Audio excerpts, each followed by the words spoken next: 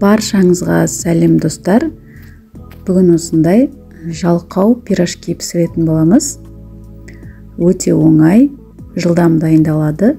Ешқандай қамыр ашытып керек емес. Жалпы менің каналымда өте жылдам, оңай дайындалатын тағамдардың рецепттері өте көп. Менің каналыма тіркеліп, қоңыраушаны басып, видеоны соңына дейін көрулеріңізді сұраймын. Ең алдымен осылай керекті ингредиенттерінің барлығын дайындап алдым. Сіздерге түсінікті болу үшін. Сіздер де менімен бірге дайындап көріңіздер. Алдымен айранды ыдысымызға құйып, оның үстіне бір жұмыртқаны жарып салып, жақсылап венчикпен араластырамыз.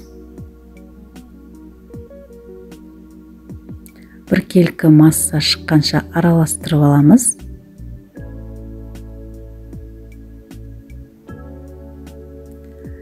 Ендігі кезекте тұз бен қопсытқышты саламыз. Әр салмасын салған сайын осылай араластырып отырамыз. Екі ас қасық сұйық май құямыз. Үккіштен өткізілген сырды салдық. Піскен жұмыртқаны турап саламыз. Майдалап туралған колбасамызды саламыз. Және көк пиязымызды саламыз. Барлығын жақсылап қасықтың көмегімен араластырып аламыз.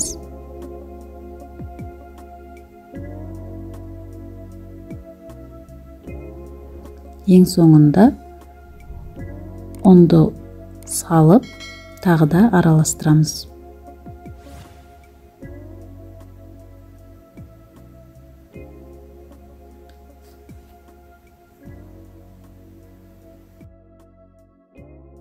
Міне осындай қоюлықта шығу керек. Табаға майды құйып, майды қыздырып, қасықтың көмегімен осылай құйып шығамыз. Және орташа отта қуырамыз. Бетін жауып қуырған дұрыс.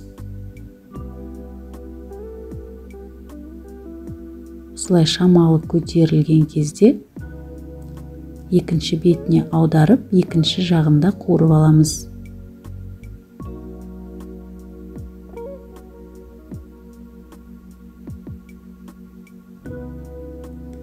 Түскі асқа осылай дайындасаңыздар, өте керемет дәмді болып шығады.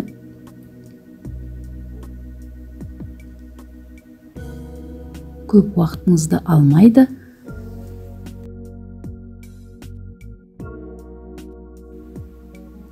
Міне біздің жалқау пирожкиміз дайын. Өте оңай және тойымды. Ортасын бөліп көрсетіп жатырмын. Қандай әдемі. Жеген кезде бутербродтың дәмі шығады. Осылай қаймаққа қосып жесеңіздер де болады. Сіздерге рецепт ұнаған болса, WhatsApp желісіне тарата отырыңыздар. Және менің каналыма тіркеліп қоюды ұмытпаңыздар. Видеоны соңына дейін көргендеріңізге рахмет. Сіздермен бірге болған Гүлнұр Темировна.